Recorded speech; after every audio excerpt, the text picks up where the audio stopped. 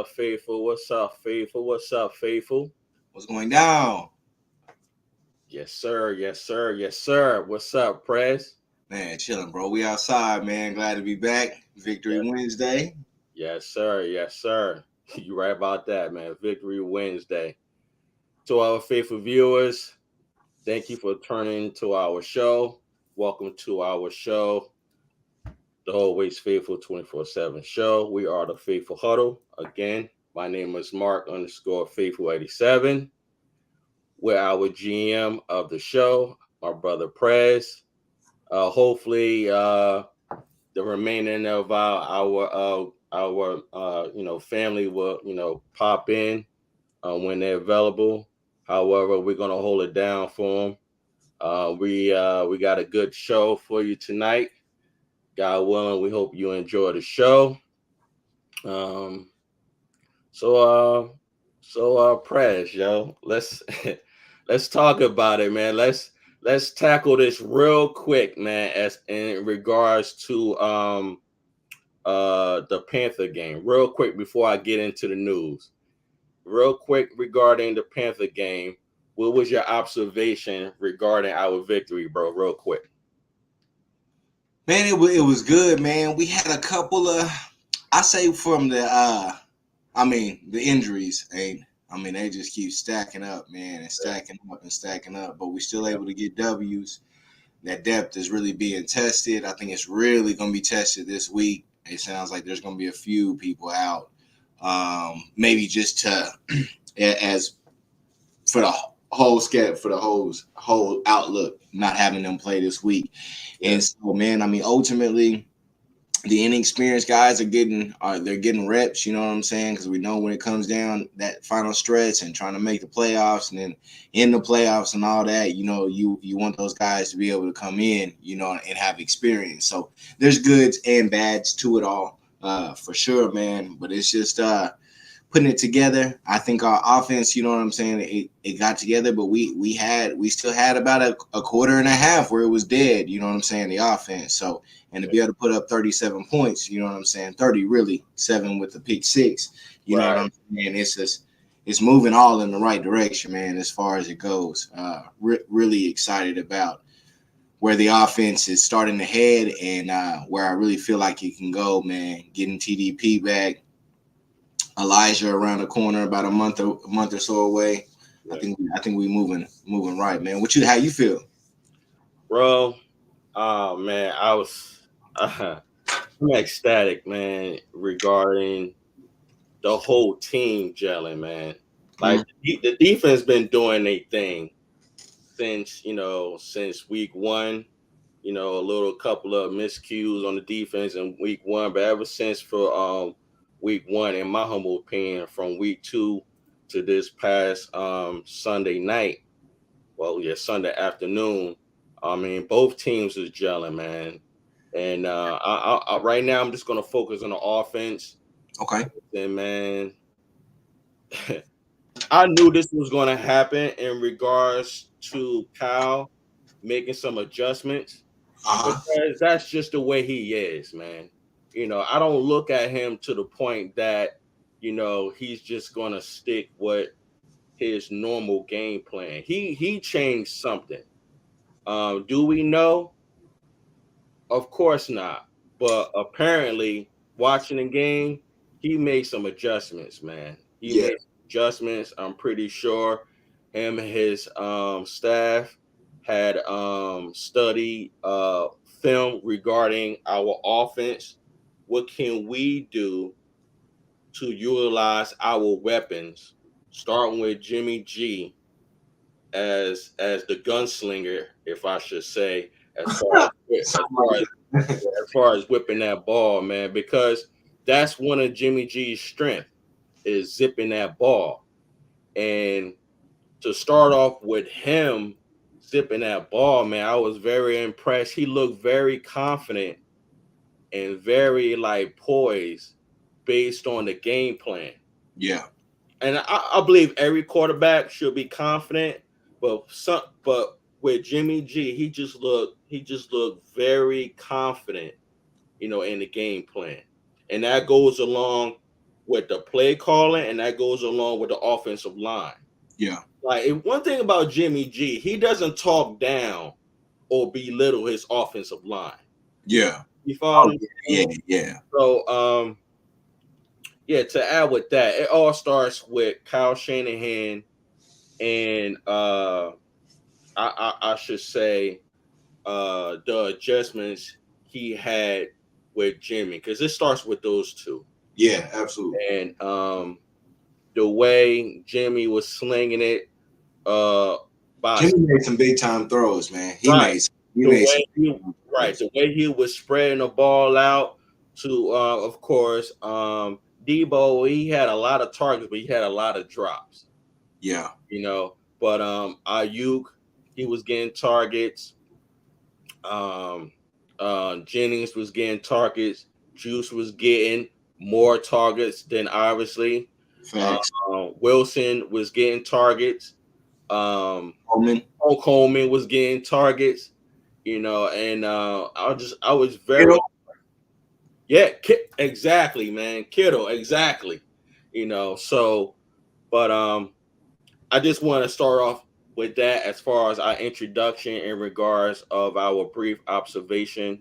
With that said, bro, um, let's talk about the news, man.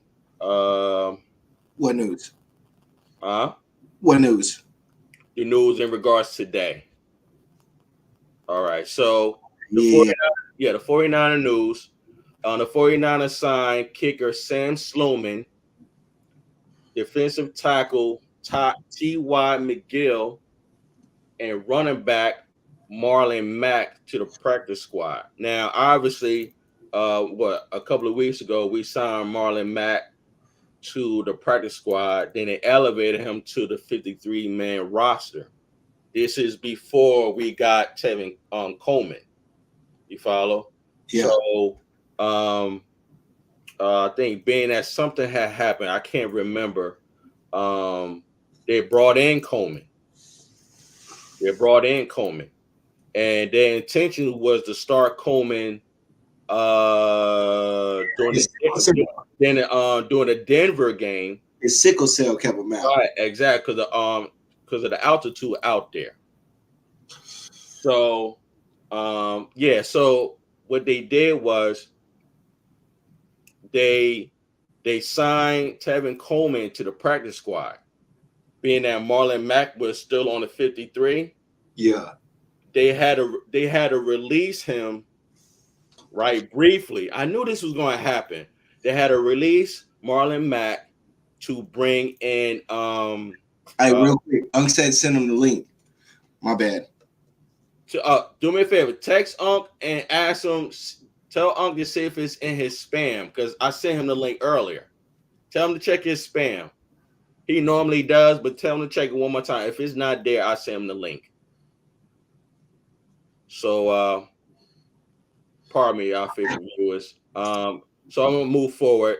The team released quarterback Kurt Benkert to make room for Marlon. So what they did, they brought Marlon back to the practice squad. Okay. And unfortunately, this past Sunday, our cornerback Emmanuel Mosley suffered a season-ending ACL tear.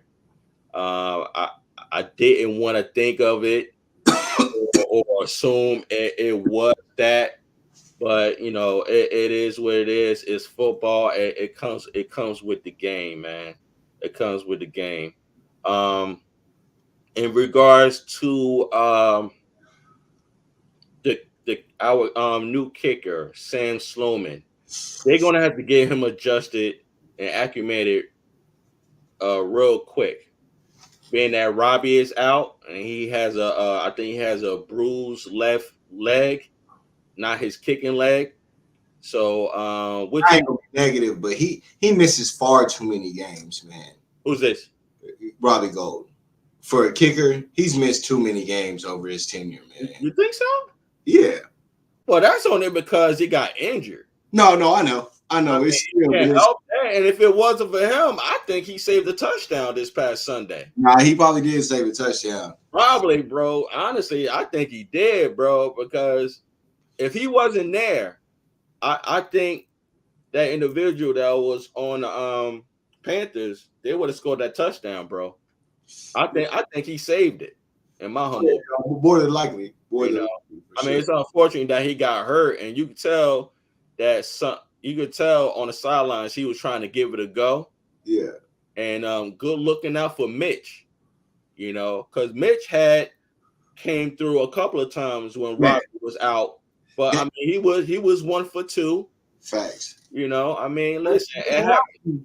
Wisnowski is a player that this front office does not get enough credit for because they pulled the trigger on him with that 4th-round pick, and our fans were in an uproar. You know what I'm saying? Yeah. But he's turning, bro. He's automatic. I mean, he's literally at this point where we can bank on him putting it inside the 15, any place, anywhere in the field, and it's really getting closer to the 10. What's happening? Yeah, my bad, bro. But wish, and then getting that money, yo, they spent that 4th, and we reaping the benefits because wish that dude, man. Yeah, exactly. Kurt being Kurt, like I had a feeling that was going to happen because Marlon Mack is just so good. I was like, yo, that was the right move. Like I think I was telling you yesterday, they had to make a move. Yeah, and I'm gonna get to the defensive tackle. Yeah, that's right, defensive tackle T.Y. McGill. I haven't seen any film on him yet. never either. Yo, we played against him during the preseason, during a Vikings game. And if I think I read that he had 3.5 sacks, 3.5. I think it was against us. I don't know if I'm right or wrong, but he played well against us. They said that he did. I remember Yeah. seeing, I glanced at something like that. Yeah. So, but we'll see. I gotta see some footage regarding his performance. But I don't really remember really looking at his performance during our preseason game. But we'll see. Let's go forward. I got a lot of things going on. Real quick before I go forward, did Uncle Keith respond to you, bro? That's why I was texting. I just sent it. I just forwarded him the link. Okay. Cool. Let me start off with this. Let me share something in regards to today. No, that ain't it. Why you looking for that, man? What a blow with E, man. Yeah, man. Yeah. You know that's my. You know him and Jennings, my favorite players. Yeah. But man, it sucks, man. It sucks for him, but it also sucks for us, man, because it's just like, damn, dude. Like,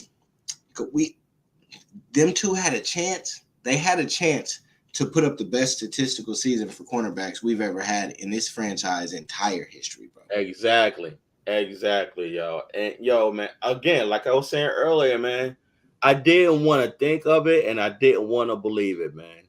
Like real talk, man. I mean, of course, we don't want any player on our team to go through an injury like this, and also an injury that's going to put you out for the whole season. You follow what I'm saying? Uncle Kid, what's up, bro? Hey, how you doing, man? Doing good. What they did? Got off a little late. I apologize. Oh, man, no doubt, man. You good? We outside. Huh? Oh, I said we outside. We outside, and it's raining too. It's raining out there in Florida? Now we just had rolling brownouts. Yeah. And we had customers in the dealership, and in the middle of contracts, we had no power, no computers, or nothing. Oh, word. And in our business, you don't leave till you finish the show. Oh yeah. Hey, bro. So we got to go outside and write them by hand. That's what we got to do. Hey, man, listen, I know that's the marketplace for you, man. Absolutely. Thank God for our marketplace, because a lot of people out here, they ain't even working, man. Yeah, Florida's really getting hit hard too with all the damage. Yeah, yeah, So many cars destroyed during the end. I'm But sure. it is what it is. Every Yeah, day is a holiday. yeah, man. Goodness gracious. Yo, Hey, when is the ambulance pulling up? huh? When is the ambulance pulling up, man? Yo, I know. Yo, and, yo, I mean, yo, we got enough injuries to build a body. Bro, yo, man. you're talking about And players. we talking about a live body. Let's be real. Yeah. Let's a We ain't live talking body. about Frankenstein, though. We can Yeah, use a one with the Frankenstein. dead bodies. A We live body. talking about superstars. Yeah. Some of them dudes. Like Bosa, Ibuka, good. Kinlaw, who was Yeah. just got all the praise in the world. Mosley. Ain't he Yeah. gone for the season? Who? Mosley gone for the season, ain't he? Yeah. Trent Yeah. Williams, need him so bad. Look So, at our offensive line. yeah. And More. right. So Ben that you just popped up. I just posted this, Uncle Keith. So I'm gonna present this to our viewers. So to our faithful viewers and also, of course, our faithful huddle. At today's practice, as y'all can see, who did not play today was Eric Armstead due to the foot and ankle injury, Nick Bosa due to the groin injury that he suffered in the first quarter at the Carolina game. Ebicom, I didn't know this until Kyle Shanahan had mentioned it earlier at the presser regarding his Achilles that was caused by the turf that was out there in Carolina. Robbie Gould, we know why he got hurt. I was just telling our GM, Uncle Keith, that if it wasn't for Robbie Gould, in my humble opinion, he saved the touchdown by running into the to one of the Carolina Panther players when they blocked the field goal and he was running. Man, I thought he was gone, and thank God Robbie Gould was there. You know, he took a full body shot on that too. Exactly. That's what a kicker's supposed to do. You're supposed to be a football player first. Right. And the thing is, he didn't tackle him. He just put his body him up. Right, exactly. So I mean, that's unfortunate. Javon Kinlaw, he didn't play. He's still dealing with that flare, and I think he was saying there's what did he say? I think he was saying there's something in his knee. What they normally say? Fluid on the knee. Fluid on the knee. And now, one of the things about fluid on the knee, though, is an inflammation injury. It can be drained and can come back to practicing and playing pretty quickly, 2 or 3 weeks typically. Yeah. As opposed to ligament damage or bone damage, stuff like that. Yeah. And to our faithful viewers, in regards to Javon Kinlaw, keep your optimism going regarding him. He was mentioning earlier, not today, but early in a couple of days ago, that he's not in pain. He's not hurting. You follow what I'm saying? It's just that he got fluid in his knee, and that's good. Yeah. But I also heard that with fluid in the knee, the propensity to have a more severe injury raises up. So you're going to have to pull him and limit his practice so you can get it to heal, drain the knee.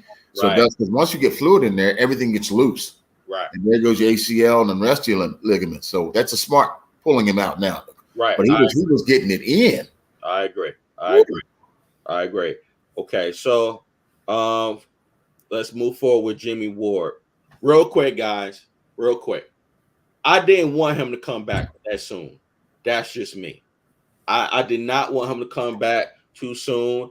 I understand why they brought him back. They say he was ready.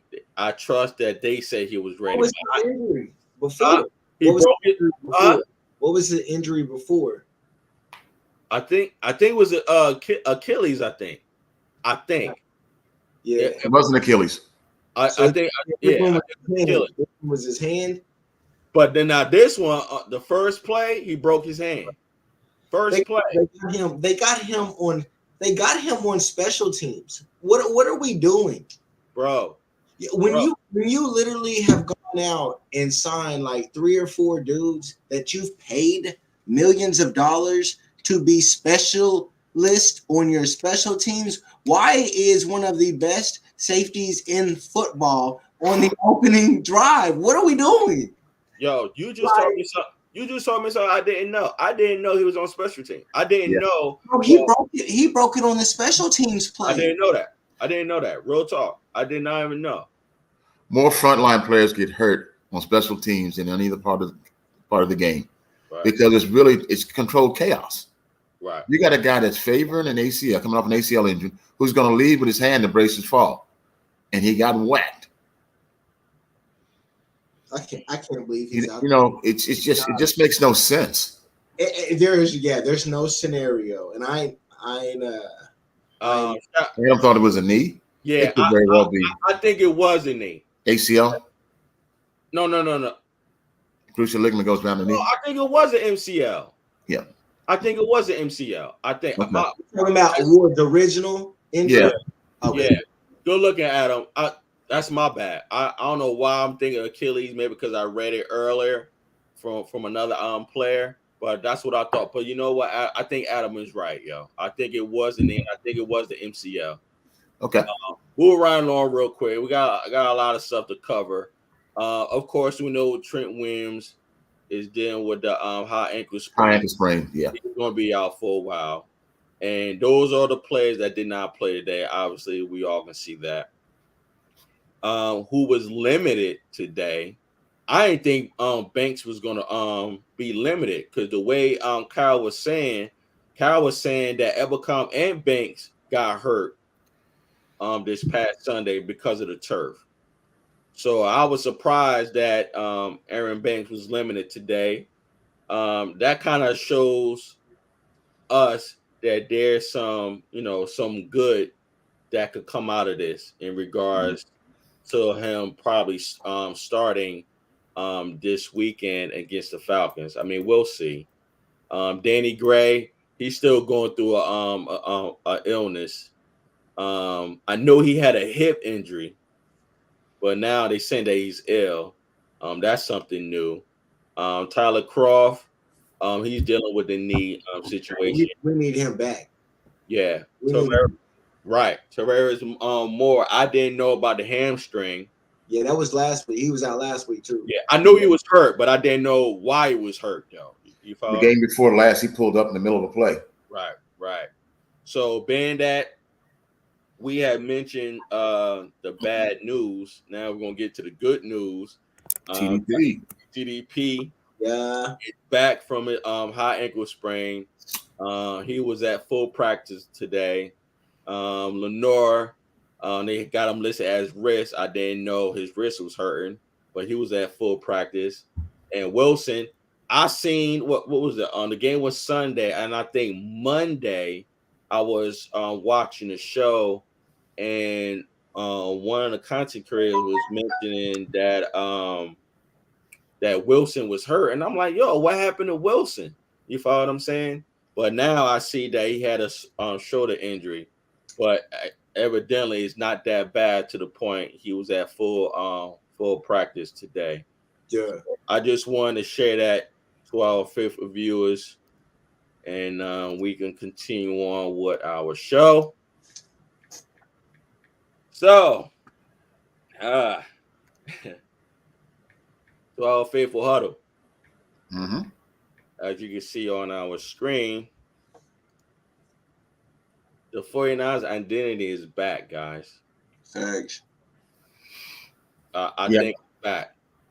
And that I was telling Uncle Keith, I was telling our GM earlier, whatever Kyle Shanahan had did, he needs to continue on doing this for all four quarters, like we were discussing last Wednesday.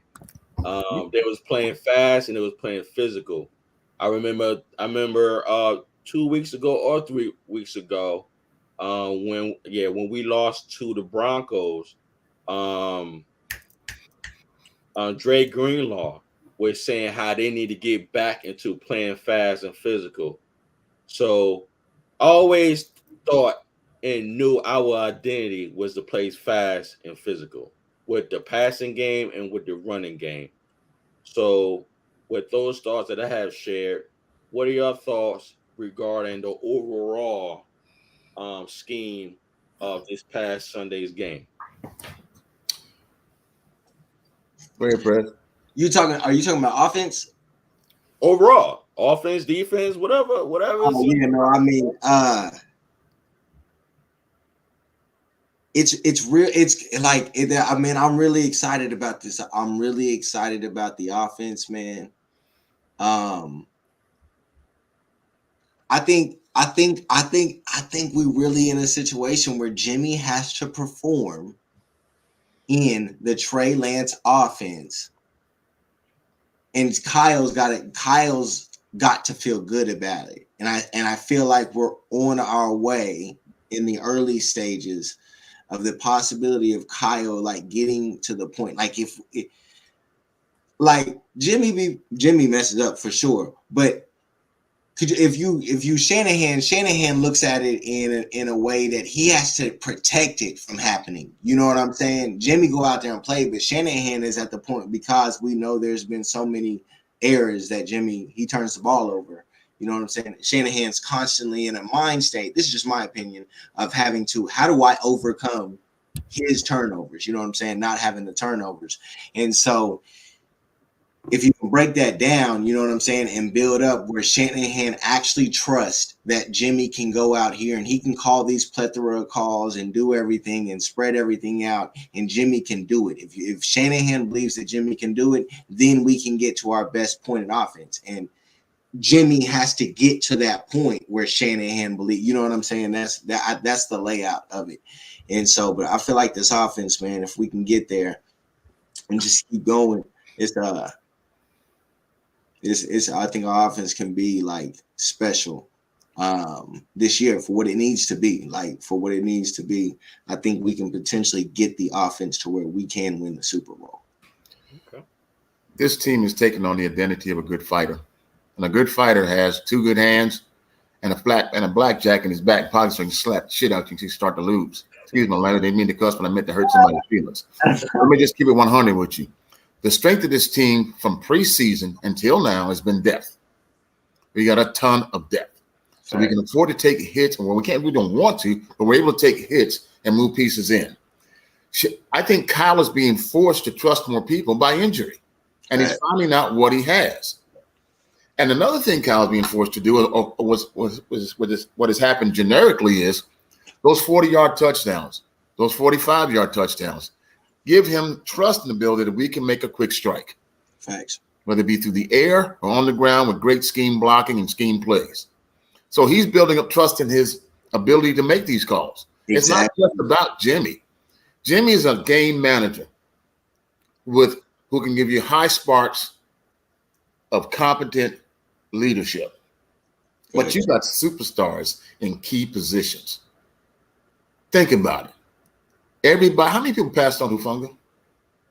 It's insane. Yeah. This guy is a once-in-a-generation talent. And when you got pieces like that all through your lineup, the identity's back. But let him swing. Let him cheat. Gouge him in the eyes. Bite him on the knee. Fight.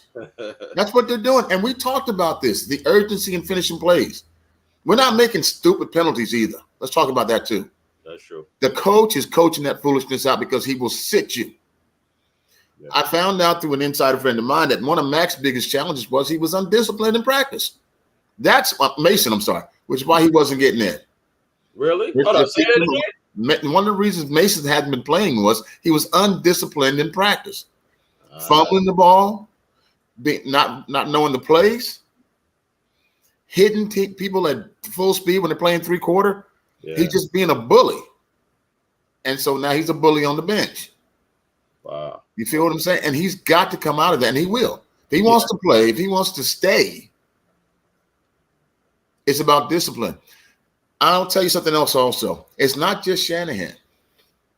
Who do you think's coaching Shanahan right now about the 49ers identity? His pops. Who knows it? No. Who do you think knows the 49 identity better than anybody in that organization right now? Because that identity matches how he played. Lynch, the GM. You think about how he played football. Good point. Good point. I had to think about it. Good point. Everything from the swarm mentality on the defense to let's make it happen and keep the gas on the offense. Thanks. So the identity back, that comes from, look how Lynch played. He wasn't a dirty player, but you didn't punk him and you didn't get away with nothing. And he got in the fight on the field. He was a bully out there. Yeah, he was. But you know what? If you're a punk, you need to be bullied. Right. You know what I'm saying? We're not polite to prisoners. When you're between the lines, we engaged. Right. You feel what I'm saying? Right. I'm second in line, and you want my bread, you're going to have to fight me for it because I like bread and butter. And if I win, I'm taking your bread and butter. That's what the 49ers are doing, man. Yeah. They whipping tail like somebody's got their lunch. Yeah. Yeah. So I got a little bit off track just to simply say this. The identity is back, but understand the identity is fragile when you're trying to come back to something. On everything. Because you can revert back absolutely quickly. Yeah. The leaders on that team, offense and defense, got to have more pride. Right. And hold on, because it's a good feeling. It can't be I'll tell you what, losing 11-10's got to make you want to throw up. I felt like throwing up watching it. And I had some good food. No, but yeah, I ain't feeling that. They coming. Yeah. They really coming. We just gotta stay healthy, man. Like, yeah. But I almost think that this unhealthy state is going to help two things for the NFL. You got to look at the turf. A lot of these injuries, from knees to wrists to high ankle sprain for key players, ones that launch and cut laterally, is because you get stuck in the turf. Right. It's a torsion injury, twist and stuck.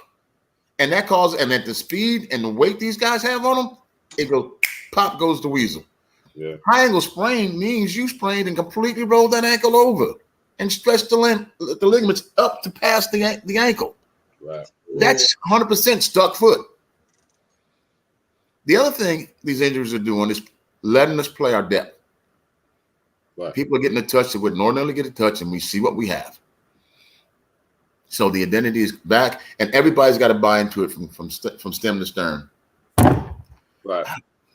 I was mentioning earlier, Uncle Keith, to our GM.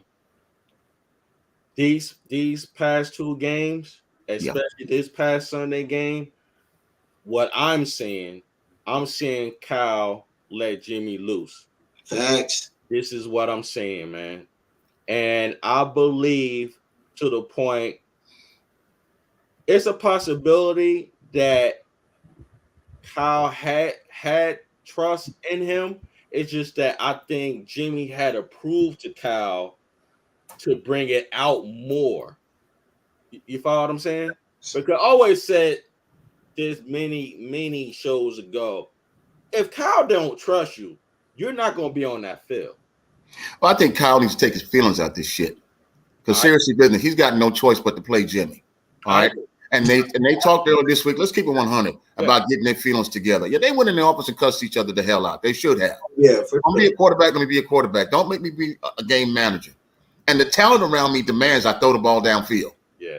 How you gonna get a cat for a pet, turns into a tiger, and you feed him cat food? He wants some meat. You know what I'm saying? You gotta let him out in the backyard and go in the woods. And when he come back, he know where home is at. He gonna come back with some meat. Yeah. And if you keep throwing this guy kibbles and bits, that's what kind of play you gonna get. Kibbles and bits.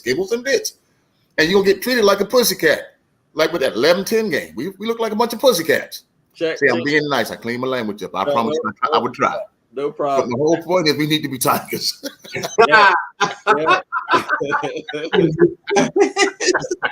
Damn, I made myself mad. Shit. I'm sorry. Yo, check this out. Let me read this quote to y'all both, Faithful Huddle. All right. A reporter said this. He said, we asked Jimmy about his relationship with Kyle Shanahan. He said the relationship has actually taken big steps.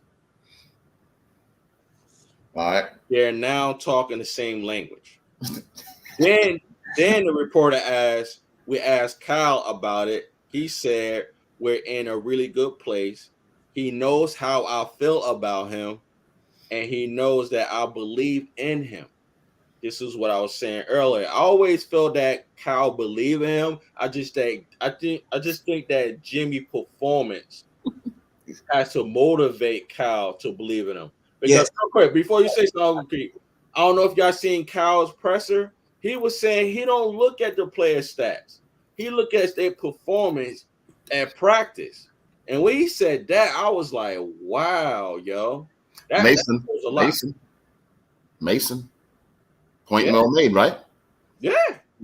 Can I say something? What's up? You ever get caught by a girl cheating? No, not I'm going somewhere with this. Okay. Now, Shanahan and our quarterback's relationship was based on the fact that he jilted him. He was. So Garoppolo's got to be a bit butthurt. Oh, rightfully so. He got totally dogged. And that's like getting flowers, champagne, steak dinner, and a ring to apologize. You still in the back of your mind thinking he cheated on me. That's what they're thinking. So they had to get past that also. Shanahan's got an ego. You can't assume that Garoppolo doesn't have one. Right. You have to be a complete sap to say, "Oh, I'll just take it a high kick to the booty and just say I'm good with it." I'm not. He ain't. So there's got to be some apologizing. It's not just a marriage of convenience. It's a marriage of necessity. And if you schemed your whole off season around a different quarterback, you got to figure out a way to scheme this quarterback into it and teach him what your intent is. And it's all about, like Mark's been saying, I was resistant to the fact that execution was the main key, but it is. It really comes down to the end of every play is best play call, best talent. If you don't execute, you got nothing. Nothing. Facts. And talent demands that they let him play real quarterback football. We may have answered this question throughout our conversation, but if y'all seen something that I probably didn't see during Sunday game, let voice your thoughts. I got one thought on this. What was the game plan change that got Jimmy playing with confidence and rhythm? That's the key. Like we just said, execution, the rhythm. Okay. One quick answer, and it's the only one I can give. Quick release. Play scheme so you get the ball in his hand as quick as possible and let the talent do what it does. Yeah. You didn't set him sitting back there having to think or overthink a plan. Right. He's not going to scan the field. We talked about that last week, did we not? Right. His ability to see past through progressions is limited by his immobility, let's just say. He can't move around and buy the time to go through the full progression. Right. You got an in and you got an out. They got two progression setups for him. Quick release left, quick release right. Short or long. Make a decision. And Jimmy's making a decision. Did he have some risky throws? Yes. But I'm going to tell you something I noticed in the last game. Jimmy's putting some heat on that ball. It ain't coming in there floating. You get one of them, you feel like you done drank some real liquor, corn liquor. Talk about it. Off. Yeah. You ever had the corn liquor, Purse? No. Good corn liquor make you holler for your mama. Oh, mama. I'm trying to tell you. And you don't just take a gulp, you sip it. Yeah. You tell he ain't had no corn liquor about how much they take the first time. Oh, yeah. I mean, it'll knock you out like a bad Buick. Yeah. So Praz, what you think? You agree with Uncle Keith? The quick release? Yeah. Oh, yeah, too. But this was the first time I've ever, I think maybe ever, or definitely in 2 years. I'll say since the 2019 season, that was the first time that I was continuously shocked at how much Shanahan called pass plays. Like Shanahan kept calling pass play, and I would just be sitting there in situations like, oh, we definitely running, and like, no, he's really throwing the ball. Like then it's first down, it's like, no, he's really throwing the ball. Like I think that was some of it. It's like I think Shanahan realizes like he got a couple of teams, one who we just had, and then next week you got a couple of games that you're expected to win. You know what I'm saying? He can take chances with Jimmy right now.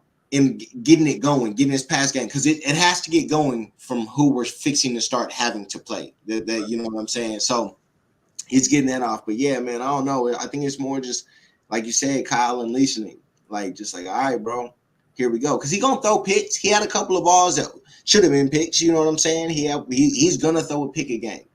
Like, but what I saw is after Jimmy made bad throws, Shanahan still kept letting him throw the football. And that's what matters. Especially on first down. Exactly. It wasn't start with the run. Exactly. So he did what he started at last Sunday against who we beat last Sunday. Not this past Sunday. Yeah, the Rams, right. He started that last Sunday against the Rams. Well, honestly, that was Monday Night Football against the Rams. And he continued that scheme from last Monday to this past Sunday, man. And I think I was saying it, and as a matter of fact, I think we was all saying that maybe he needs a pass to start the run. Yeah, we did say that last week. To establish the run. You follow what I'm saying? Yeah. Because I'm gonna be honest. The performance I've seen from Jimmy this past Sunday reminded me of the Jimmy from 2017. Yeah, he wasn't running out, passing the ball like he was in 2017, but he was slinging it though. He was slinging it. For who he is, he was definitely slinging it. Yo, GM, Uncle Keith. Yeah. There were plays that Jimmy G was slinging it in double coverage. Yes. But it was right in between the double coverage. Boom. To the point that if it got there a second later, it probably would have got intercepted. Like he threw the ball like right on time. You follow what I'm saying? Double team split. He split that double team to Kittle. Yes. Nasty play. Right. And that wasn't the only one. That throw to Coleman downfield on the sidelines, bro. Yeah. He did the same throw to Jusic the last game. He got blocked on that play. Right. Jimmy was sitting in that pocket taking hits, is what I saw. Like that. Yeah. He's getting knocked. He's getting touched like last week. There were no floater passes, though. Yeah, he was yes. Thank you. You're right. That. Right. Right. You know? Right. And the run to pass ratio last game was almost 50-50. Right. It was 30 pass plays and 29 runs. I gotta share something with you guys. It was great to watch, man. It was a great balance. Let me sit down real quick. And to be completely honest, that is a very underrated defense. Yeah, I'll go with that. Their defense, their defense is like ours. You know what I'm saying? Like when Shanahan first got here, when we was losing all those games, but we wasn't giving up a whole lot of points. You know what I'm saying? Our defense was good back then, even when we were horrible overall. And that's where Carolina's at. It's like when your offense holds you back, it makes you look worse as a defense than what you really are. And that's where Carolina's at because they got some players over there. Yo, real talk, faithful huddle. Yo, we gotta show Jimmy his love, man. We got me in particular, because I'm always hard on him, respectfully wise. I always say he can do better. The only concern was will and when will he do better. However, the stats don't lie. Jimmy Garoppolo's interception rates by year, NFL average is about 2.3%. 2017, he was 2.8%. 2018, he was at 3.4%. 2019, it was 2.7%. 2020, 3.6%. 2021, 2.7%. And look at 2022. Yes, we're only, 5 games in, but he's 0.9%, guys. I caution you on looking at that stat as a good thing, and I'll tell you why. If the NFL average is 2.3, then what you're telling me is that 5 years in a row he was below average, because his interception rate is higher than the league average for 5 years in a row. Does that make sense? He's exceptionally better this year, but those 5 years in a row he was above the 2.3% NFL average. If you're worse than average, you're below average. Right. But this is his best. This is the best he's had in 5 years. Yeah, 6 years. The first 5, it was over. Yeah. Meaning it wasn't good. It was worse. Yeah. Right. But even though, like I was saying before, even though we're only 5 games in, for him to be at 0.9%, that's good. That's outstanding. You understand what I'm saying? I got you. Reason why I brought this up, because when we were showing our brothers some love at their show, Faithful Boys, being good, and P War and being good was talking about Jimmy Gimme or Jimmy. You know what I'm saying? Because we was always concerned about Jimmy G throwing an interception at the wrong time and wrong situation during the game.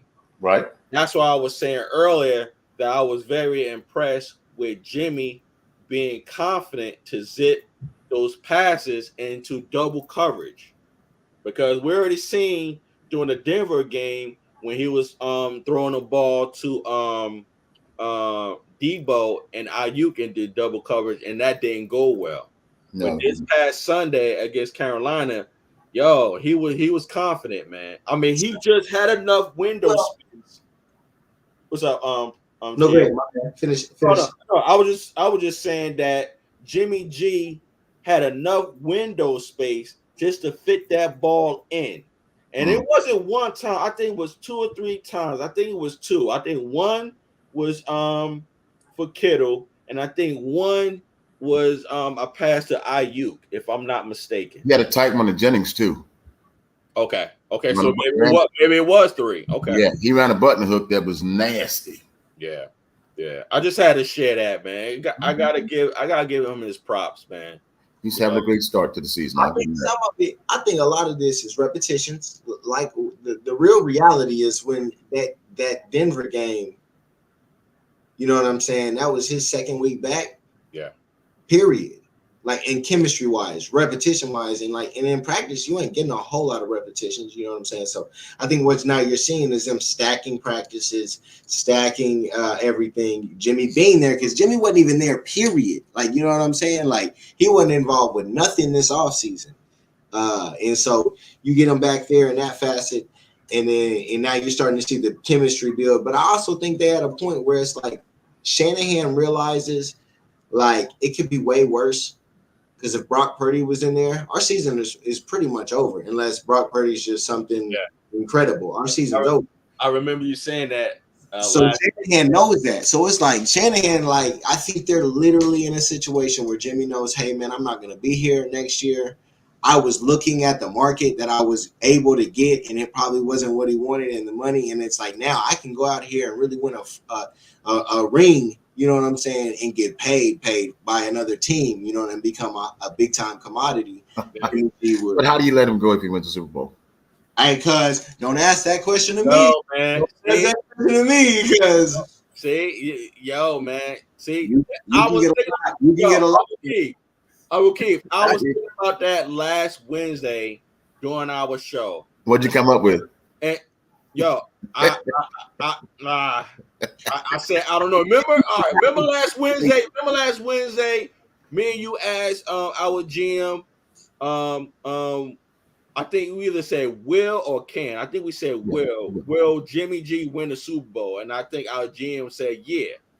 And I was saying that I can't say he will. I was saying that he can, but will he? I was like, I don't know. And I was thinking about what you were saying to the point, like, what if he does win the Super Bowl? What would happen to the point he help us win our 6th Lombardi?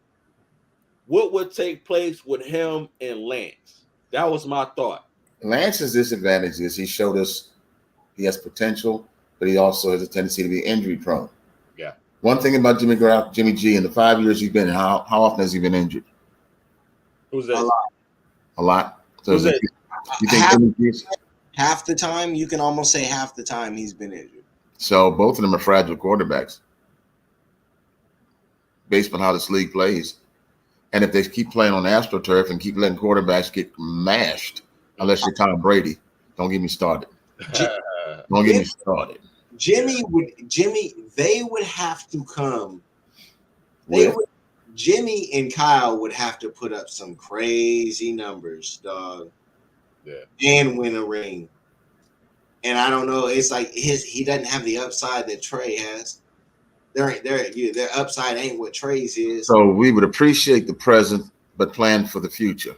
Yeah. And let Jimmy G go someplace else. Is what you're basically telling me.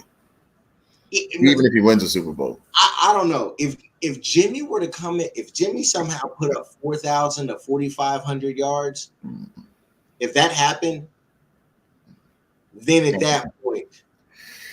Honestly, I think Jizzle had mentioned it. Remember Jizzle had mentioned that to you? I don't think we can get that much because we're a run-first team. We're not. It's 50-50 split on a good day.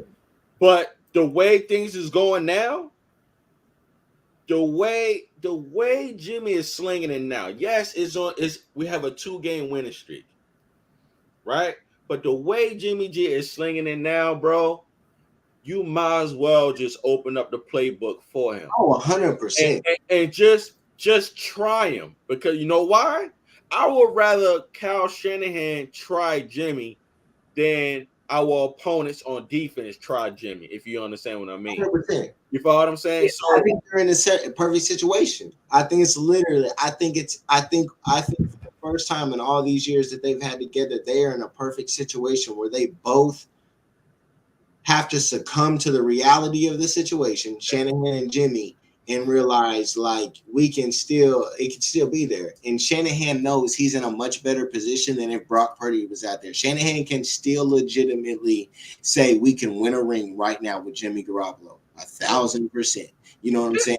If Purdy was there, that's not it. You know what I'm saying? I mean, Purdy just need reps.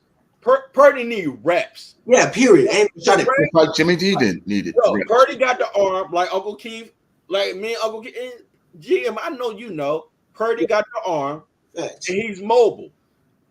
And due to the experience of the preseason games, he has the command and he has that poise on the center. Right.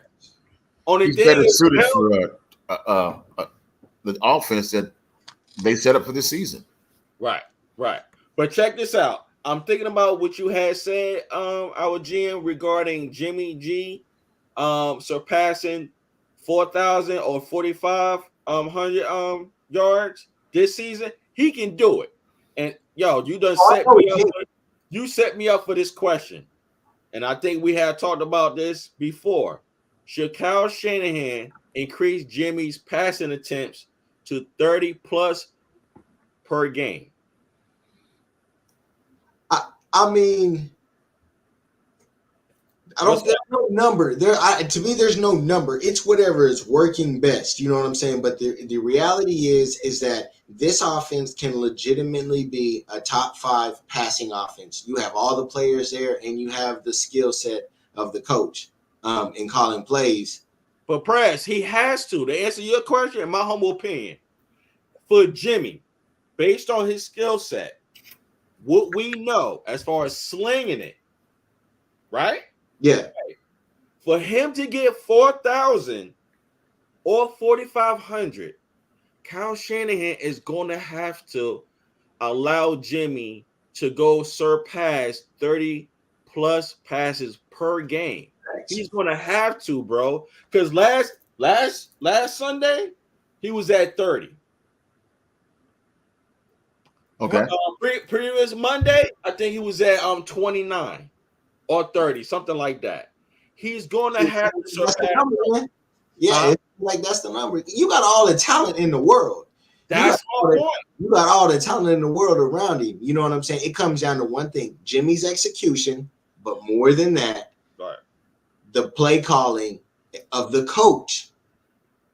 I think Kyle has to let it all go. He don't have no choice but not to go and just let Jimmy do what it's going to be and be what it's going to be. 30 plus per game. He's only done it once this season, and it was the best game he had. Now, I caution you on the numbers things. I think he has to throw further downfield per attempt. You have the guy game managing, and his average rate of travel is 14 yards per catch based on 18 catches and 253 yards. That's a 14.0 average. And that includes the yards after the catch and everything else. So what we're finding out is, yes, he's throwing the ball at 30 plus times a game, but our identity is run, Our longest touchdowns this season came by what? On foot or in the air? Yeah. Or yak. Or yards after the catch. Basically running. That's our identity. You're right, Adam. That's not our identity. 30 plus a game. Well, now, if you're trying to do that, you're going to do that with Trey. So if you're trying to make Jimmy Trey, you're going to have to let him throw the ball downfield. Right. And we kept saying that he can't throw the ball downfield. Right. But real quick, and to I just want to respond to our brother Adam's comment. Although it's not a question, it's a comment. Adam, the reason why I was saying maybe Kyle need to increase Jimmy's passing attempts to 30 plus, because to keep the defense on their heels, they keep them guessing. Because if Kyle don't, they're gonna pack the box with at least 6 players at least. So that's the only reason why I was saying maybe he need to open up the playbook just a little bit more. And Uncle Keith, you're right. Yes, he need to target down the field more. But this is what I gotta add to that, Uncle Keith. Okay. I'm more comfortable with Jimmy throwing past 20 yards on close to the sideline instead of in the middle. Facts. I think his strength is more on the sideline than in the middle. I think he would get picked off faster. Absolutely. If he was a throw down the middle than the sideline, because you got the sideline to work with, and you got your players, a wide receiver and a defender. So you just got the sideline and the defender regarding the wide receiver. I'm thinking about what you're saying, and I agree. And I think it goes back to Jimmy G's limited vision. He doesn't read progression quickly. He does have some arm strength. He does have some talent. He knows the team, but him throwing over the middle will create lack of confidence because he likes going outside. Yeah. And yak is very important on a short, direct route for him over the middle. Right. But you still got to create that over the top threat somewhere. Well, so you don't bring your safeties up. If we're talking about what we've seen with these last 2 run games, our run game hasn't been successful. They had 2 really long touchdowns or 2 really big plays, and then everything else was. I mean, besides those plays last week, besides that touchdown run, he averaged less than 2.5 yards per carry. 3 a carry. Yeah, 3 a carry. So our run game's not been working. If not the big plays over the last 2 games, our yards per carry is 2.69 yards per carry, less than 2.7. And on 3 consecutive plays, you'll still be on 4th down. We ran it 3 times in a row. But what we're finding out, though, is it's a combination of 2 things. There's still, yes, the identity is there, but they still have to find a balance. If Jimmy misses the ball long, 3 out of 5 times he throws it down. If he connects on 2, we got 2 touchdowns because these boys can flat out run. Right. And as long as that threat is there, and that's another thing about Shanahan's coaching, the fact if we can consistently prove that we have a quick strike capability, you can afford to make some mistakes. Right now, we're acting like it's all or nothing, and that's how it's being coached. Mm-hmm. I think we need to exercise. I mean, we got thoroughbreds. If you can't get the ball to them, I'm going to say this every week until it happens. 4 Wildcat plays a game. No. 4. Give me 2. Give me 2. You talking about screens, right? You talking about screens? No, I'm talking about bringing a guy in disguised like Purdy, the only person I'm talking about. Oh, okay. Getting him, put him in the shotgun, snapping the ball. He can either run for first down, or he can rocket that sucker down the sideline over the middle and get the ball to one of our thoroughbreds and make him say, "Oh my goodness." Because if we don't show that to anybody, it changes our whole game strategy. We got to get the ball downfield. That's the only thing this offense lacks. If you get the ball downfield, the running game's yards per carry go up. Well, that's why I was saying. You're right, Mark. You're packing the box. Listen. these past 2 games, from what I've seen, real quick, these past 2 games, Jimmy G, I'm telling you guys, in my humble opinion, Jimmy G has shown Kyle Shanahan that he's confident enough that he can do it. Let's take the will out the equation. He can do it. You know what I'm saying? So my thing is this: at least try to allow Jimmy at least 30 plus passing attempts a game. Reason why, think about what you always say, Uncle Keith, that me and GM and Jizzle and Troy and P Ward always agree. We got so many weapons, you got to share the ball. Well, they have to, because the run game's not working. The run and in a run game, you got to realize, like, what people are talking about is, when did those runs happen? When did that touchdown run happen? That came when he was slinging the ball everywhere, and Shanahan implemented that run at the perfect time, and that was sharp to the house. That's predicated off of that pass game. So right now, we don't have a reason to we lost games when we were passing under 30, and they're not. I mean, and now it's a pass first offense. It's gone from a run first offense to a pass first offense these last 2 weeks. And there's a football reason for that. There's a football reason. Elijah Mitchell's not back there. Our offensive line didn't absolutely. With a weak offensive line, you scheme around it. You stretch the field so they don't pack the box, because our offensive line is not, one, going to protect our quarterback, and two, not going to create the lanes necessary for our running backs. And our running backs have explosive runs because they slip past that line and the yak kicks in, because these guys can flat out run. They can run. Thanks. We have some runners. So if you stretch just give me 3 or 4. I don't care who throw. You can get the waterboarding throw. Just throw it down the field 40 yards a couple times a game. Get it in the air. I will say that they finally used halfback passes, and we put up the most. Yes. We put out how long? I gotta share this stat with you guys. Yo, this what made the difference regarding Jimmy G confidence increasing. Look at week 1, week 2, week 3, and week 4. Look at the percentage, and look at week 3, guys. I think week 3 against Denver, I think Jimmy had 30 passing attempts, and I think there was around 18 running attempts. So Uncle Keith, you was right about the running attempts. We wasn't running enough. You're right about that. And you know why also? Because they packed the box in week 3. Now, look at week 4. You follow what I'm saying?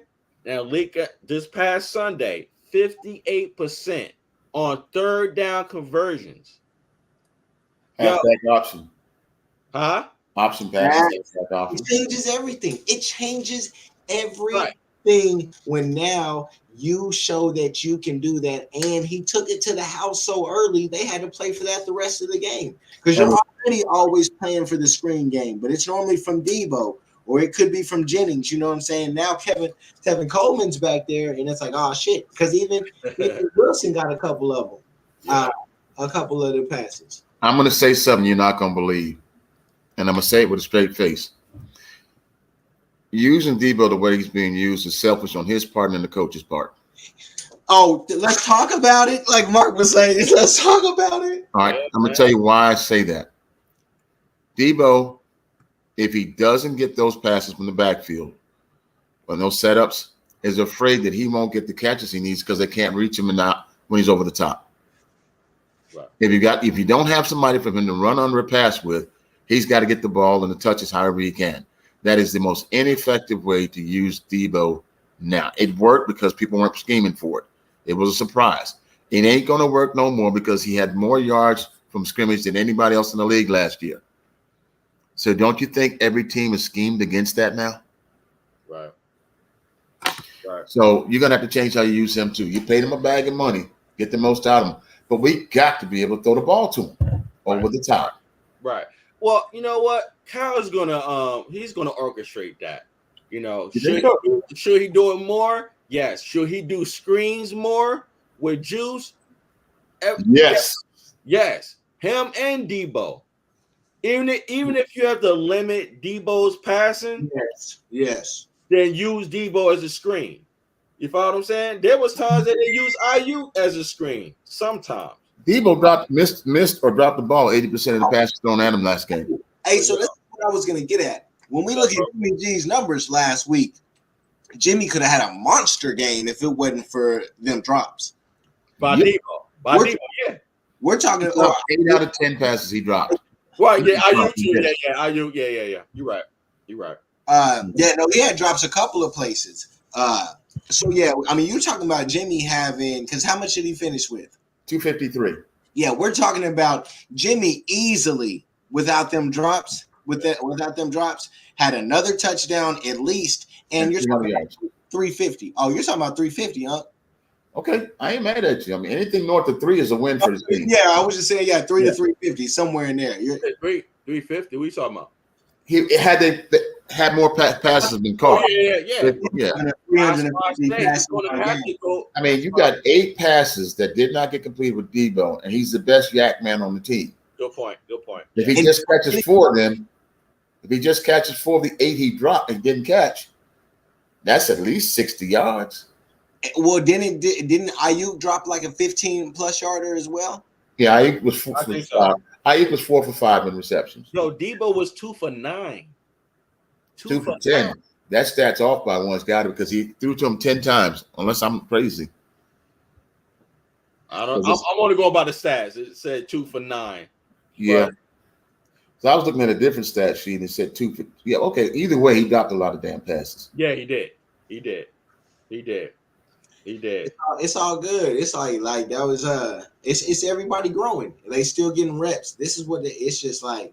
It's beautiful right now, and it's gonna have to. My bad. Go ahead. No, man. That's my apologies, man. I just want to say, this is what I was saying earlier. I think yesterday in regards to sharing the ball and spreading the ball out. Yes, we are running team first. However, we already see Kyle had flipped it to the point that we're leading the run with passing. We need to be unpredictable. We can't follow a recipe every game the same way.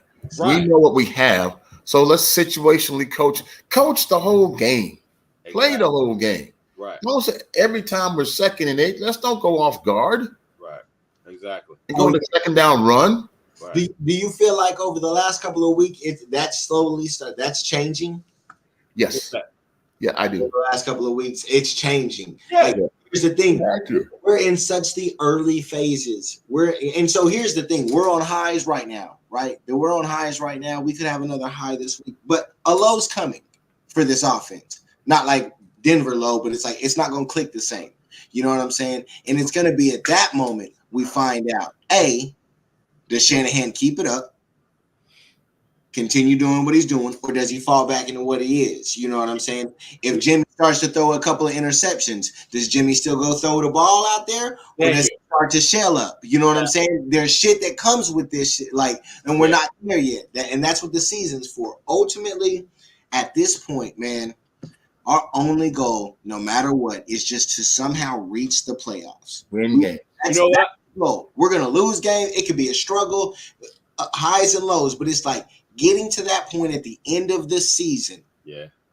When it's time to go, you know what I'm saying? You're in those playoffs and this offense is clicking and that's the thing. There's gonna be highs, there's gonna be lows, things like that. My brother Shifty, what's up, bro? If Jimmy's thrown 30+ times, then we are in trouble. Ha ha. Hey, Shifty, let me holler at Shifty for a second. We 2-0 him throwing. That's my brother, man. Yeah, man. Shifty, I ain't mad at you, but I'm gonna have to talk at you, son. Look, and you might be older than I am, so I apologize for calling you son if you're my daddy. But check this out. If we're throwing 30+ times, that means it's based upon success of Jimmy's passing game during that game. And that's what we're talking about, situational coaching. If the running game's killing it, then let's let the running game kill it. Right. We're also talking about the types of throws is more important than the number of throws. If you can stretch the field and get those safeties to lay back, then you got the middle and yak goes wild. But if they compress, you go over the top, you got a quick strike capability. We need to show that flexibility. So if it rounds up being 33 times or 34 times, it's not hurting us. It means we're winning. I don't think we're in trouble. I think it's the exact opposite. Because Shanahan's only going to let him throw if he's being successful. And I want to make this clear. The reason why I was saying should Kyle Shanahan increase Jimmy's pass attempts to 30 plus, because the weapons that we have, exactly, Debo, Ayuk, Kittle, Ray, Danny Gray. Yes, Danny Gray, he's going through something. But I'm saying, think about Danny Gray. Then you got Juice now. We're throwing the Juice out the backfield. We done signed Tevin Coleman. Who can catch out the backfield? Right, he catch out the back. Wilson at the backfield. Yo, if they pack that box, I'm a firm believer Kyle is gonna call a passing play for Jimmy to release it real quick. It works. My humble opinion. It works. We gotta keep the defense guessing, especially the defense know that we're a running team, and Jimmy doesn't throw down the field that much, and also not that well at times. Not saying all the time. Well, he don't throw well. He doesn't. He don't throw. Yeah, well. Yeah. But I'm just saying that he can get better. That's what I was saying earlier. And my brother Shifty, I don't know if you agree with me. I was saying to our faithful huddle, I prefer Jimmy G throwing beyond the numbers towards the sideline, more in the middle of the field. That's what has to happen for our offense to be the best. That's it. There's two things. The play calls have to be there, and Jimmy has to deliver. And you have to use these portions of the field that Jimmy's not known for using, because when you start utilizing and you start going to those areas of the field where people don't know what you're doing, they don't see it, there's no tape on it because Jimmy's not thrown to this his entire career. When you start utilizing that, then all the other space opens back up. You can't take what they give you if you don't use and exercise all your weapons. Exactly. And if you don't show the ability to go over the top, they will scheme against that. Any part of the field you take away from yourself is good for the defense against you. I mean, look at the scheming on the defensive side. Them bad boys got some plays out there and some shifts. And that defensive coordinator, you better give him a bag of money or you would give him a new job. And he is on point. Hey, bro, I tell y'all. Hey, all that we can hope for is people just better appreciate it, realize that Vic Fangio's in the background and he'll be here next year, and win a ring off of it. Win a ring off of it because he gone, bro. He getting everything. He getting everything. Real quick, Faithful Auto. My brother Shifty, if you still watching, bro, I had posted the link into the chat room. If you want to join us, come join us, bro. Faithful Huddle, Shifty's good people's, man. He knows his stuff. He's a very smart guy, man. Again, come on, Shifty. Come on, please. Just come on. Shifty, if you're available, bro, I'll put the link in the chat room, man. Please join us if you're available, bro. If you cannot right now, we understand. We definitely gonna get together though, Shifty. We appreciate your comment though. Moving forward, let's go on to the next segment. And I mentioned him earlier, and I gotta mention him again, man. Tevin Coleman. Did Tevin Coleman's skill set add value and versatility to the running back group? What you guys think? He was here in 19 and we went to the Super Bowl. Man, he looked good, man. He looked good this past Sunday. Yo, when the 49ers picked him up, I was like, yo, that's all Kyle Shanahan and that's all Bobby Turner. That's all I was thinking, yo. I was like, yo, and I was saying this to the faithful huddle. I was like, yo, one thing about Kyle, man, he's going to pick his guys that know the system, that knows the scheme, and he trusts them to execute the plays. And yo, when they picked him up, I said, yo, man, this is what we needed. We needed that boost. Being that Uncle Keith had dropped us those jewels regarding Mason that I didn't know. Yeah. And also we still waiting on TDP. Like, yo, Tevin Coleman is 29 years old. Wilson is 27 years old. Yo, Kyle Shanahan trusts these guys. Coleman played for Kyle Shanahan in Atlanta Falcons when he was there, when they should have won that Super Bowl. You follow what I'm saying? So I'm like, yo, in my humble opinion, I think that was a great addition that they brought Tevin Coleman to the. Bobby Turner's back, right? Huh? You know Bobby Turner's back. Yeah. Oh yeah. That's what I was saying. I was saying I think that was all Kyle and Bobby Turner. Back. Yeah, no, bro. But I'd like to change reframe this though. No. As much as I respect the skill set and versatility, I agree that in fact was the case. Do you think that anybody else on that team could have executed those same plays? Do we have anybody already here? No. I agree with GM. No.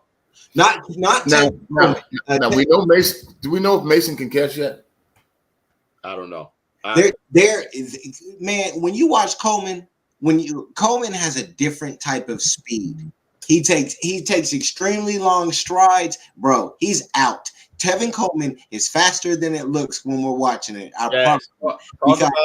He got that Eric Dickerson speed. No, yeah, we don't have no runner like him, and Elijah's not like him. Elijah's fast and Elijah's big. You know, Tevin Coleman. There's a reason why he does so well in Shanahan's system is because he's almost like a 101 in a Shanahan system, man. Because it's like there's no one that really duplicates Coleman's success.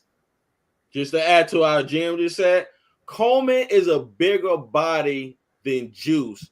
That is a threat out the backfield. Wow. Passing wise. Coleman ain't no joke, man. That's why I was credit, man. Oh, when they were the dudes, when they him and old boy was 1,000 yards rushers when Matt Ryan was leading the league in that's where I know him from. Yeah. That's the same dude? Yeah. Well, that's like peanut butter with jelly. Good gracious, make a sandwich. I'm telling you. That's what I'm saying. I'm telling you, man. Oh, man. He runs fast. I forgot his 40 time, but yo, Coleman runs fast, man. That's why I was like, yo. He's hungry to play too. Wasn't he hurt last year? Say that again? Was he hurt last year? Yeah. He was with the Jets last year and then played the full season with it. He was with the Jets, right. So he's hungry to play, and he also wants to play on a winning team. Right. And reason why, because Robert Saleh, they all know the same. They all know the same scheme. That's why Robert Saleh had brought Tevin Coleman to the Jets. Okay, good question. Great question. What happened, bro? Man, I don't know. It just fell. It just clashed. How do we switch positions? I got you. That ain't my good. There you go. Good side. Hey, I gotta excuse me for like 30 seconds. Yeah, man, do your thing, man. I ran straight for work out in here. I ain't even take a shower. Woo, Lord. Oh man, you funny. You funny, man. I'm committed. But real talk, yo, Prez, I'm telling you, man. Yo, yeah. I'm very impressed, yo. Even though Tevin didn't do too much during the Rams game, but this game, he was more effective, you know, within the passing game than a running game this past Sunday. Can you imagine? Like if they stay healthy, man, can you imagine what it's gonna be like when Elijah gets back? When it's Elijah, Jeff Wilson, and Coleman. Oh, yo, Coleman was 3 for 3. 3 receptions for 44 yards. His average was 14.7. Yep. Oh yeah, bro. No, it was fantastic to watch. It was just like this is finally like all these years and finally. And yo, real talk, kudos to Jimmy G. I don't know if you heard Coleman said at the presser after the game. He said that play that Jimmy G had threw the ball to him on the sideline. He said that was the play, and I'm paraphrasing. He said that was a play that they practiced throwing practice, but Jimmy G never threw him the ball. But I think he was saying after practice, Jimmy G had told Tevin Coleman, he said, like, yo, during the game, I'm going to throw you the ball. Now, the fast forward this past Sunday. That was a catch. Girl. Yo, I don't know if you realize Jimmy G almost got sacked. Jimmy G had to hurry up and throw that ball. Yeah, Peter, like right, exactly. He stood in that pocket and took that hit and delivered that ball, bro. Right. Yo, real talk, GM. I don't know if me and you have met during the time me and Jizzle and 49 was talking about Jimmy G's pocket presence. And we was talking about why he doesn't like scramble out the pocket, right? So what I said was, because I'm always thinking, man, I was like, yo, being that Jimmy G, I think he was a linebacker in high school or college. I don't know which one it is. It's either high school or college. And I was telling 49 and Jizzle, I think Jimmy G is that kind of physical quarterback that doesn't mind taking the hits in the pocket. Like he clearly say, like being mobile is not his strength.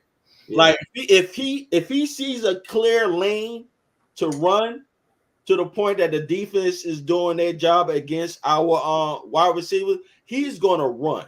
Fact. Like he don't slide with a damn though. I'll tell you that much. He must be able to take a hit. Huh? He don't slide with a damn though. He must be able to take a hit. That's why I was just saying to our GM. Yeah. I was mentioning earlier. I just think this is just Jimmy's game. He's a tough guy to the point like he don't mind taking a hit. You follow what I'm saying? Because yeah, man, I just think that he enjoys it. Man, like he enjoys the competition. He's a gamer, man. Right. Well, there's certain types of players that when they get hit, they get better. And he's one of them.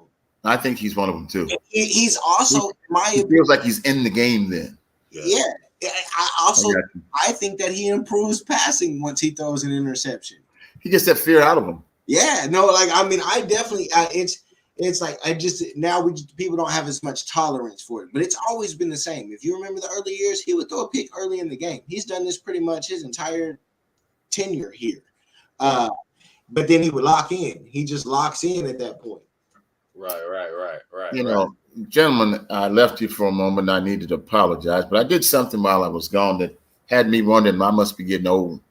I went to the bathroom and I had this distinct desire to have a beer by the time I came back, and I tried to do two things at once.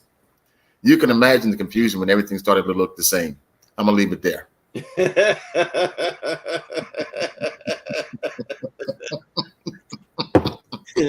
Yo. Crazy, man. Beer up my nose. Mercy. Oh, man. Oh, what's up, Debbie? A good friend of mine. Shout out to Miss Debbie. Miss Debbie fine as fire. Gracious. She says, she says, I really think they need to bring in a sliding coach to practices to teach players how to protect themselves. I think she's right. I agree. I totally agree. I agree. There's an art to sliding that is lost in today's play. Just like baseball, they can't bunt anymore. In football, they don't know how to slide. Yeah. You get knees jacked up. They expose themselves unnecessarily. Yeah. You know, and I think they need to start making calls on quarterbacks. Like, you touch them, they down. You ain't got to hit them. Yeah. But they need to get rid of the Brady rule because a sack is a sack is a sack. Yeah, but we all know, man, the owners, they got their money into it as far as protecting their investment. You know, we all know when it comes to a black quarterback. We're already seen exactly. Right. We already seen two bogus calls that was ridiculous. I was calling for a team I don't even like. That call was so bad. Yeah, exactly. But I would say this to Miss Debbie's comment. Miss Debbie, thank you for your availability and your support of our show. Thank you for your comment. I would say this in regards to your statement, Miss Debbie. I don't think that's an issue with the majority of our players as far as running and sliding. I think the biggest issue, in my humble opinion, is Jimmy G.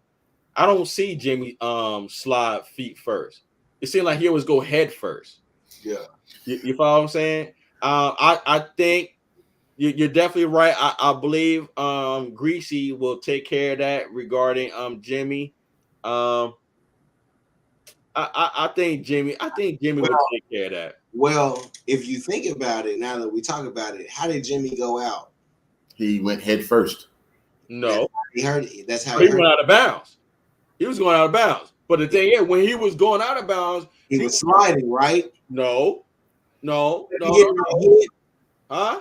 Wasn't he getting hit and he was falling out of bounds, feet first? Honestly, he really didn't get.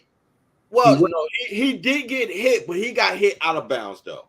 That's what I was saying. But when he ran out of bounds. But I didn't mean to cut you off, bro. My apologies. He was running out of bounds, but he was making a move. He looked like he was making a move to cut back in, but he went out. But when he went out, he buckled his leg. Yeah. But when he went out, he got hit. Because when I first seen it, I thought he got hit in the helmet. Helmet. That's what I thought. But it wasn't a tackle on the field. It was a tackle off the sidelines. Yeah. Right. But I think she's 100% spot on. Anybody you have that needs – at the end of the game, there are times when you need to slide too. And with the way these guys are getting these lower extremity injuries, I think she's 100% correct. They need to be taught how to slide. Thanks. I mean, there's nothing wrong with going back to the basics in anything. And situational slides. If you got a 10-point lead and you can make go score real quick, he knee buckled when he tried to cut. She's right. Exactly. Okay. Yeah. I remember the play, man. He was heading out of bounds, though, right? Yeah, he was trying to stay in. Right. Okay. Right. It did buckle. But the hit came on the sideline when he was like on the sideline. I got you. What I seen, I thought it was a helmet to helmet hit. So when he went down, I thought, when he went down, I think he put his helmet down to the ground, and I thought he had a concussion. That's what I thought. But that's when the news broke that he tore his ACL. So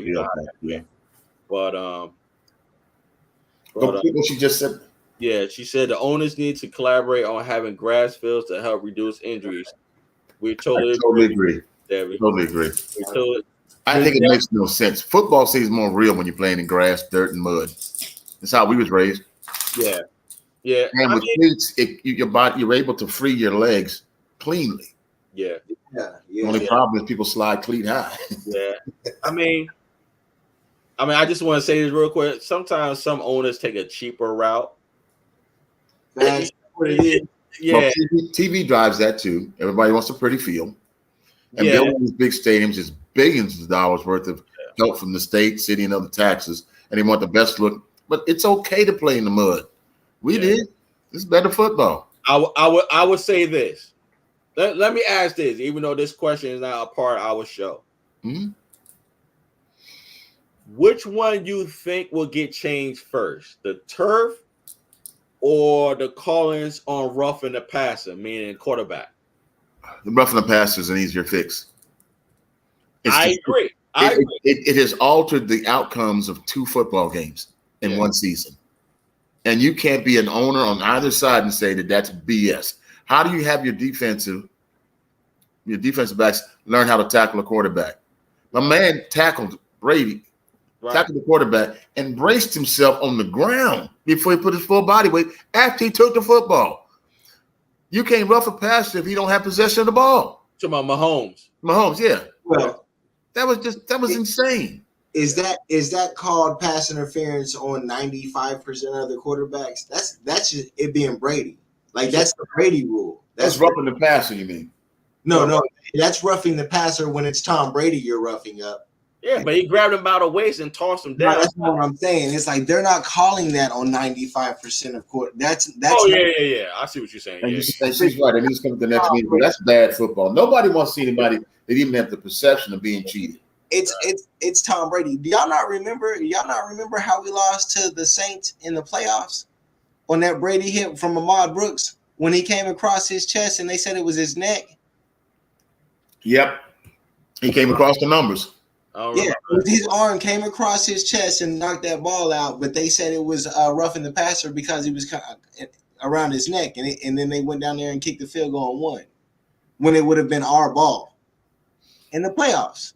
Well, you heard my comment. You can be the goal for nobody protection. Huh? What year was that? Years ago. During maybe the Harbaugh years, right? Yeah, the Harbaugh years. Probably. Okay. I'm about to say, I'm trying to think. Like that was roughing the passer because it was the Saints and it was Tom and Drew Brees. They always are going to protect their favorites. Yeah. Brady is soft and a crybaby. Miss Debbie, you can send her the link. Miss Debbie, listen, my Uncle Keith put it out there. If you would like to join us, I will put the link in the chat room. If you want to join us, you may join us. You know, you're always welcome, Miss Debbie. She had me when she said crybaby. I'm in. But let me move forward with our show, guys. Let's move on to the next segment. I gotta start off with this, guys. How can Daniel Brunski's rotated presence at the right guard position help out the offensive line?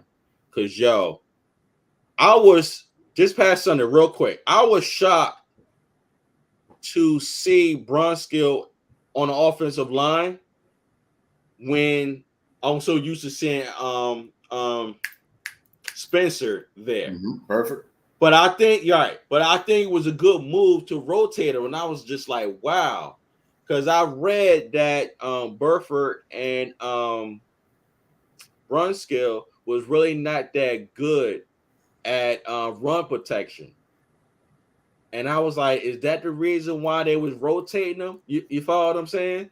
Well, when your line is being taxed the way it is, if you can rotate a key position, you keep them fresh. And even if they have marginal talent, a fresh set of legs out there, a fresh hit, and a fresh perspective, it takes half the pressure off an individual player. Does that make sense? Right. And you'll get a better performance out of them. I think it's a genius move. Right. I think so, too. And honestly, I think they should keep it going, too. I think they have no choice but to keep it going because that offensive line is the key to a lot of what we're doing. Right. I mean, we're scheming around it. And one of the things we can do to scheme is to keep a fresh line out there.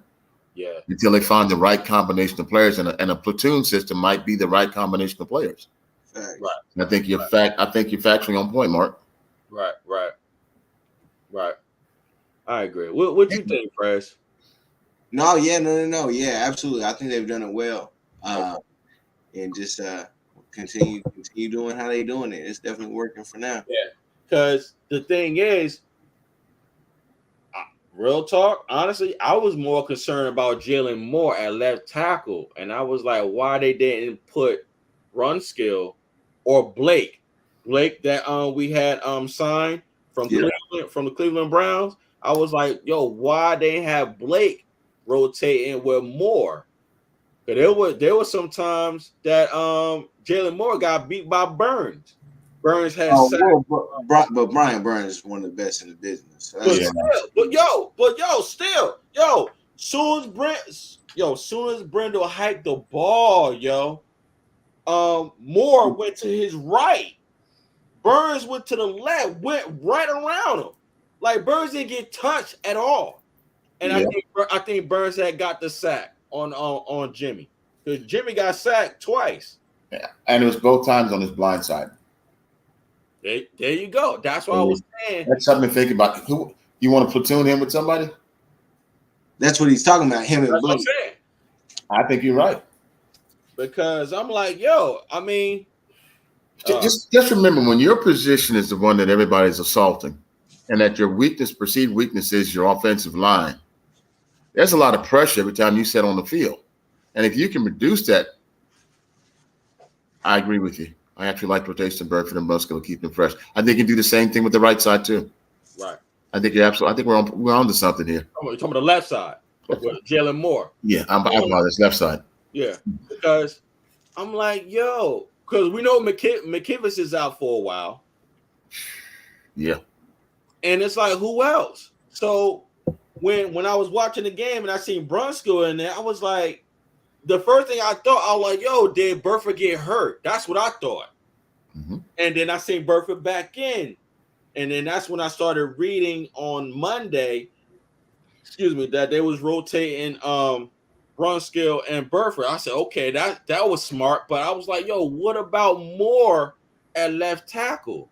You follow what I'm saying? So I think, and I'm pretty sure, what's his name? Forrester will he will, I think he should, at least attempt to have Blake if Blake is ready. I don't know, because I haven't seen Blake play yet since we signed him. And he's a veteran. You follow what I'm saying? Yeah. And I was telling Prez earlier this week, to my knowledge, Blake that we signed from Cleveland and Daniel Brunskill, to my knowledge, they the only two offensive players that can play all 5 positions on the offensive line. I want you to think about something though. We have an abundance of riches in a lot of positions, but our offensive line is our thinnest depth. Right. Okay. I agree, Miss Debbie. I agree. Yes. So you kind of have to be careful who you insert where and how game ready they are. If we lose all our depth of the offensive line, we're in deep trouble. We're making a stupid trade. Right. Right. So, and since it's been successful last 2 weeks, solidly, successful. Right. You kind of go with the good with the bad on this one. And again, scheming around it is possible. Right. Real quick. That option presence, I've been talking about the last couple of weeks, has been a game changer for us. Right. You can't always blitz, and you got to watch your back. Facts. Where's it at? Okay, here you go. Y'all can see that? I'm trying not to. Hold on. Yeah, I got you. All right, cool. Let me see. All right, so look. Left tackle. Where's it at? Trent Williams and Jalen Moore. Jalen Moore, and you got Leroy Watson on the practice squad. Right. See, okay. And I don't know if you see at right tackle, they got Blake Hance. That's the gentleman I was mentioning earlier that we signed from Cleveland. So what I'm saying is, being that McKivitz is on IR, I'm not familiar with Leroy Watson. My thing is this. He says I'm on there doing a podcast. Of course, we don't want Moore getting hurt. But let's just say, yeah, I don't want to say like Moore get hurt. Let's just say if he doesn't be productive on the field. Mm-hmm. Yo, they're going to have to bring in Blake. Can y'all see our offensive line? Yeah, I'm looking at it. Yeah, that's what I'm like, yo. Are you think they should platoon him now so give him some touches? I think so. At least put him to work during practice. I think the next game will be very telling because since this worked so well last game on the right side, maybe they will try it on the left side. Well, hopefully he's only there for a couple of weeks anyways, and Trent comes back. Yeah, that's the thing, man.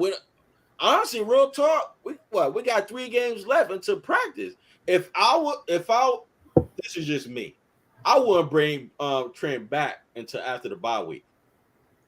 If we can win these 3 last games, these 3 last games before the bye week and become 6-2, we'd be in a great position. Bro, I'm telling you right now. What's up? They didn't put him on. They didn't put him on IR for a reason, and because Trent Williams, if at all possible, has to be back for that Chief and those Buccaneers. You're talking about 2 of the best defensive lines now in football, bro. Like, yeah, you got to get him back. Like, we need, if Trent Williams can play, you know what I'm saying? He's healthy to play now. If he's not fully healthy, we saw what happened in the Super Bowl and all that, and we don't need it in the playoffs. Right. So, but let me ask y'all: do you have any knowledge regarding the Falcons' defensive line on the left side regarding Jalen Moore pass protection?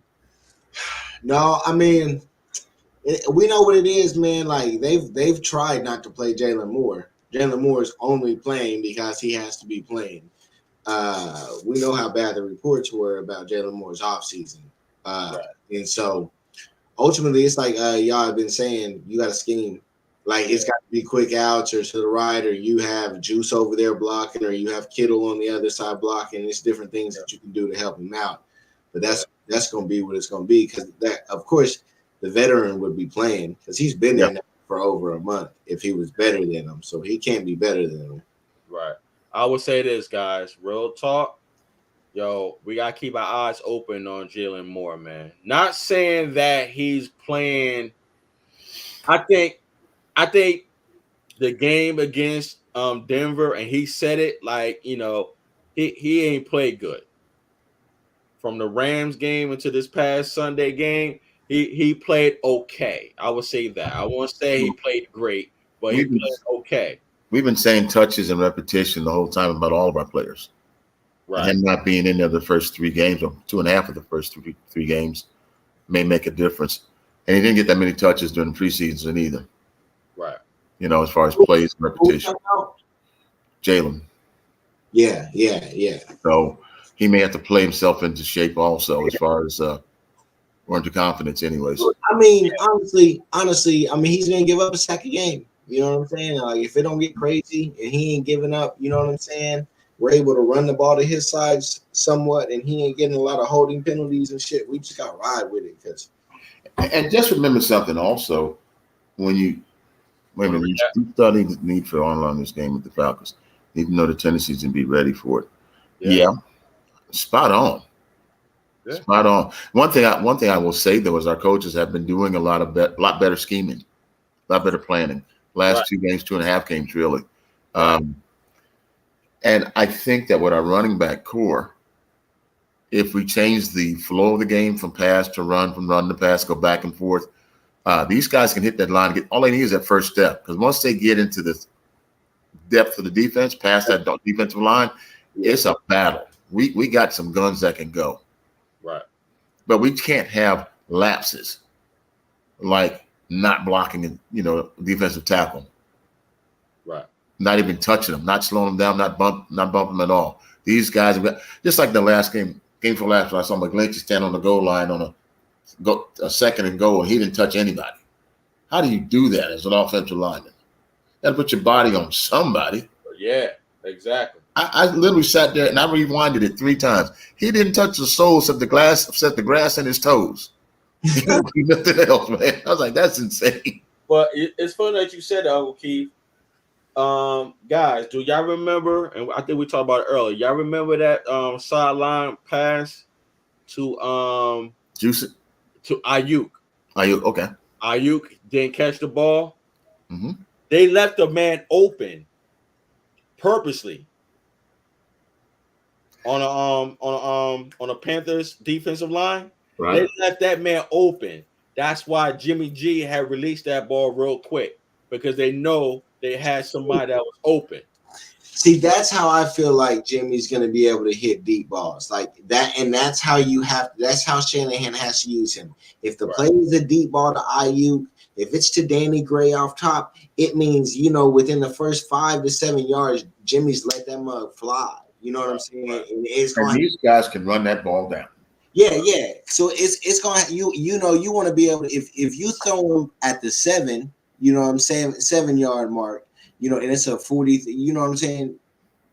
You want to be able to get him by the 40, you know what I'm saying? That's a throw that Jimmy can make. And then you're off for the touchdown. It has to be those type, because there ain't going to be no long bombs. And they're not going to be no 60-yard bombs. Exactly.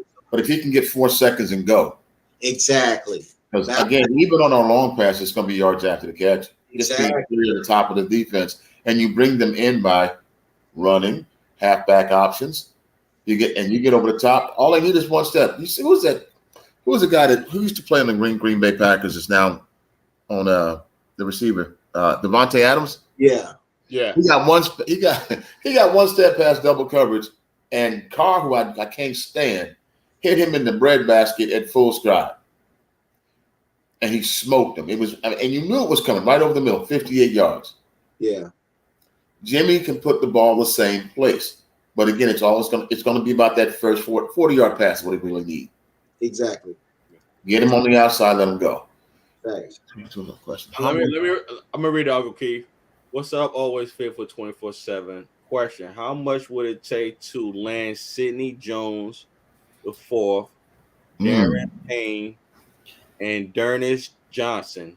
Because I was reading Bleacher Report that 3 players should target at the 20 trade deadline. October 22nd. I'm not familiar with these guys. What's up, Jim? You know these players that Kevin's talking about? Are you saying all of them together or one of them? Yeah, these are all positional. I think all of them, bro. Wow. I don't think you can trade for all of them. I mean, because I don't know. I don't really know what position. I don't know. I'm not familiar. I think Darren Payne's a defensive tackle. I'm not sure though. Sidney Jones IV. Yeah. According to Wikipedia, Sidney Jones IB is an American football quarterback for the Seattle Seahawks. Yeah, they're all different position players. I think our biggest need is offensive line, though, isn't it? Because Sidney Jones, I thought he was a DB for the Seattle Seahawks. He is. He's fast, but I don't really think we need any more defensive backs. Yeah. Yeah. I don't know who Darren Payne is, and I don't know who Dearness Johnson is either. And you know what? Miss Debbie asked a good question. Who do we release to get those players? Nobody. Exactly. They don't fill any position. They don't fill a need that any of our needs. Right. Unless you got some banging offensive lineman someplace out there that somebody wants to let go. In this league today, ain't gonna happen. Yeah, we need and with the versatility on our offensive line, and I think GM, I was saying this to UMP Warrior earlier, like, yo, we cannot afford to let anybody of our offensive line. Not at all. I'm still waiting on them to play Blake, like I was saying earlier. You follow? So but yeah, this I agree with you, Miss Debbie. Like, who do we release? And like my Uncle Keith said, like, honestly, nobody. You know? Here's what I'm looking also. When you make changes to an offensive scheme like we have, it affects the offensive line more than any other part of the team. Right. So you start flipping and moving pieces, and we said since day one they needed time to gel because it was the lack of experience on the line. Yeah. So maybe they're starting to gel. Yeah. And you remember in the middle of this season, we changed how we play football, play offense. Right. We had to after Trey went down, and we had to after he lost that silly game. So again, this is a work in progress. So let's give him 2 more weeks. Yeah. Yeah, we gotta roll with it. We ultimately just gotta hope that he holds up for Trent and we can keep getting these W's, you know? Yeah. Real quick, we got about 13 more minutes for our show. I got a couple more segments that I want us to tackle. And let's start with this, man. Let's get to the defense, guys. If healthy, is it still risky to start Nick Bosa against Atlanta Falcons on Sunday? Yes. There's no reason for him to play this. I don't think it's necessary to start him. Especially when you got who you got back-to-back weeks coming up. You got the Chiefs and Tampa It'd be Bay. nice if they called a hold against Nick Bosa. Right. And the reason why I asked is because Shanahan was asked regarding Bosa, circumstance. And he was saying it's a possibility that he'll play this Sunday. And I'm saying to myself, like, even if he is healthy, I wouldn't risk it. No, he's not playing. I won't risk it. There's absolutely The only reason Shanahan would say that is to make them scheme against him. Exactly. Yeah, I understand. But, I got to ask the fifth. It makes no sense. If you're outscoring teams like we're starting to outscore them, and why risk that kind of talent? Yeah. And are we playing in Atlanta? Yeah. All right. So do they have AstroTurf? It's a new. Yeah, we on turf again. Yes. No, he wouldn't go nowhere near that. But I wouldn't even let him serve water. Right. Yeah. So I agree. Yes, it's risky. That's an easy one. It's not risky, not necessary. Yeah, he's not. I don't see him. You want to ask a question? Can we petition the NFL to get a hold call for Nick Bosa at least once a game? But he gets held every play. Yeah. I mean, you think he was out there giving away food? Yo, real quick. Real quick. Did y'all hear Nick Bosa after the presser after the Rams game? He said he talked to the one of the officials. I saw him do it. And he was like, he was telling the official that he got tackled. And he said the official told him, he's like, he can do that. He was like, what? Like, yeah, it makes you wonder. Yeah, exactly. But anyway, let's move on real quick. Who was the best cornerback option to play on the opposite side of Mooney Ward, guys? I already got in my head who I want to be play on the opposite side, but I want to see what y'all think. What y'all thoughts are? Well, if not for his wrist, Lenore. Okay. What's up, Prez? Oh, I say Verrett. Oh, I forgot Verrett's coming back. You would start him? Oh, I think there's a great chance that Verrett plays this week. I think who we'll see this week will be Ambry. Thomas. That's who came in last week. I got He does have touches, right? But I think that the dark horse is Verrett. I don't think you take Lenore out of his position either. You're right. I don't see them bringing Verrett because they want to get him acclimated as far as the rhythm concerned to see where he's at. Facts. Okay.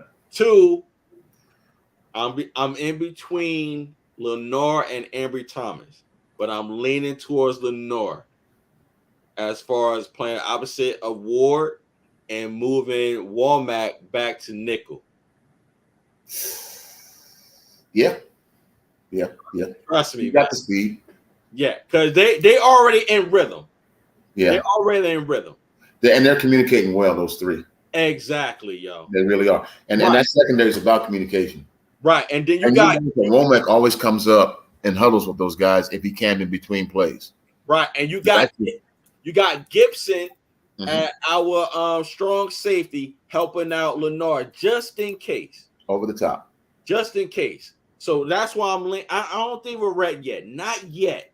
Not Gibson, yet. I can be patient with him. Lenore is a contact cover guy too. He gets in there. He gets into the body. Yeah. Perk, what up, bro? Yo, that's the guy with the beard game. You know he got a heavy voice. I've been talk like a lumberjack. Don't come over here. Don't come on here with us for no Mike Tyson voice. That ain't gonna work.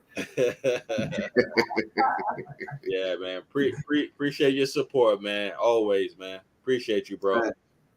But yeah, that's what I So you said Lenore also, Uncle Keith. Yeah. GM, you're saying Verrett first, then. No, I mean, I would if he healthy. I think ultimately Thomas and Ambry is the one that's going, but I think there's a dark horse that it could be Verrett. Okay. All right. Cool. What a nice problem to have. All three of them. You know. Yeah. I want me personally again, like I said before, I wouldn't bring Verrett yet. I won't bring Verrett yet unless something critical happens to the point somebody's not performing between Lenore or Thomas. I wouldn't bring Verrett yet, not just yet, yo. You know what I'm saying? Yeah. Let's move on. We got a couple more minutes, real quick. Would an offensive line give up over or under 2 sacks against the Falcons? Give up. I hope they give up more, and I'll tell you why. It means we're throwing the ball more. I'm gonna say over. Okay. Only reason why I said that because we gave up 2 sacks this past Sunday, and last Monday we gave up 0. We got 0 sacks. Okay. And I think I've been reading that the Falcons' defensive line is really good, better than the Panthers. I think so too, and they have a lot of coverage sacks. So if he doesn't have a place to go quickly, he'll get sacked more than 2 times. What you think, Jim? Yeah, I'm going with over. I think that's okay if we throw the ball downfield. I think we'll throw a lot too. Okay. All right, cool. All right, real quick. Would a defensive line have over or under 6 sacks against the Falcons? We asked this question last week. It was a push at 6. So no, it was 5. I had 5 last time. I just added 6 because we've been averaging 6 per game and more. So I say, now you want us to go above our average. Now you think we go above? I say over. Yeah. Let's eat. Even if they do 6, it's still over. Yeah. All right, that's a push. I think Bosa's not playing, so I'm gonna say we end up with 5. Oh, good call. Forgot about that. But that's the well, Bosa's not playing, Kinlaw's not playing, Armstead's not. I forgot Kinlaw too. But they weren't playing last week. Armstead and Kinlaw didn't play. But Bosa. Yeah, but Yeah, but I don't man. You got to think about the blitzes too, guys. Come on, man. Don't forget about Well, you got to see Ebicon too. See what happens with Ebicon. Yeah. Yeah, that's true. Yeah, because we had I'm 6. still sticking with over. I got 5. I think we end up with 5. I think you're right, Press, but I'm still sticking with over. It could be 6 for sure. It could be 4 too. Yeah. So it could be 8. I'm gonna go with over. Yeah, facts. I'm gonna go over. Uncle G said 8. It could be, and we're gonna talk about could be's. Let's go to 8. Facts. Let's hurt them. No, I'm saying I got 5. Yeah, but 6 averaging 6 sacks a game is strong. That's crazy, bro. Strong. That's crazy. Perk says Falcons would definitely be in that backfield, but Jimmy will get rid of the ball. Yeah. Yeah, I think he's 100% right. Yeah, they're gonna test him to throw down the field for sure. But if they stretch that field, they'll get out of that backfield. Yeah, man. Yeah. And again, like our GM said, man, we'll be playing on turf again. Let's just hope that we come out of there victorious, and also to play Verrett. No injuries. Now it's on turf because that's where he went out. Verrett went out turf. Yeah. And I don't think it'd be that tough for the league to get these fields fixed. Yeah. I mean, they're making money hand over fist. It's like what Mark said, because you got to think it's cheaper. And you don't have to do all the maintenance and all that over the time to cultivate and all. It's cheaper for them. Yeah, but is it cheaper than losing a $23 million a year man that can't play for you? You still got to pay him? I'm saying. I mean, grass don't cost $23 million a year to maintain. I think in their mindset, like, this is football. It comes with the game. Yeah, but it also takes a toll on these guys' body career-wise. That shouldn't come with the game automatically. We got guys with more debilitating injuries after playing in the last 20 years than ever before. Look at your Hall of Famers with fingers that look like jigsaw puzzles. Can't even hold a basketball. Yeah. I feel you, Miss Debbie. I'm saying over 6 anyway. But yeah. Yeah. I think Huff will get a sack and a interception. Yeah, we can't forget about our lineman, because Fred Warner, he shared a sack. Warner was in that backfield a lot last game. Yo, real talk on our favorite huddle. Gibson shared half a sack. Strong safety, sharing a half a sack. Yo, Burks. I forgot about Burks. He shared a sack. Ebicom, Aminu, Drake Jackson. Oh yeah, the swarm. Absolutely. The swarm. So with that said, that's crazy. Let's we're gonna put it to it like this. So our faithful huddle, what will be the theme for the 49ers victory? Let's eat. Yeah. Everybody eats. Open it up. Put a buffet out there and go for it. Facts. Let everybody do what they do. And again, urgency and finishing the play. Right. We can't go back because we have an expectation of winning, because then we get conservative and we're not very effective. Right. Let's eat. Right. I'm going to say something real quick. Kyle Shanahan continue on design those play calls as far as spreading the ball. Spread the ball. Keep the defense guessing and keep spreading the ball. When you spread the ball, I believe that increases our weapons' confidence. You feel what I'm saying? On the offense. They all not Jimmy. They all in the game at that point. When you know you got a chance to get the ball to you every day, it's right. And if you're playing a game, if you don't get thrown to, you don't play as hard and you don't practice as hard. Right. Now you know where I'm going, because 100% on point, Mark. 100%. Yeah, man. I'm like, spread the ball, man. Spread the ball. Let everybody eat. Yeah, no doubt. What's up, GM? Yeah, no, that's it. The thing. Consistency for offense, consistent. You know what I'm saying? Elevate and become consistent over the next few weeks. That's what I'm looking for. No doubt. I will say this to our faithful viewers. We thank you. We thank you for your availability and your support of our show. Thanks. It wouldn't be fun, entertaining without you. continue on supporting us every Wednesday night at 9 p.m. Eastern Time. Please we apologize for us being a little delayed. I'm pretty sure you know that we have lives outside our podcast. It is what it is. With that said, again, our show is for the faithful, and we the faithful huddle, man. Like, subscribe, and tell somebody else to come join the crowd. Exactly. Come to the empire. On that note, hey, listen, we about to be out of here. Y'all got anything to say, guys? Hey, man, keep stacking them W's, man. And like you say, nephew, evolve. Yeah. Always faithful. Always faithful, baby. We out here. God bless everybody. Yes, guys. Everybody. All right.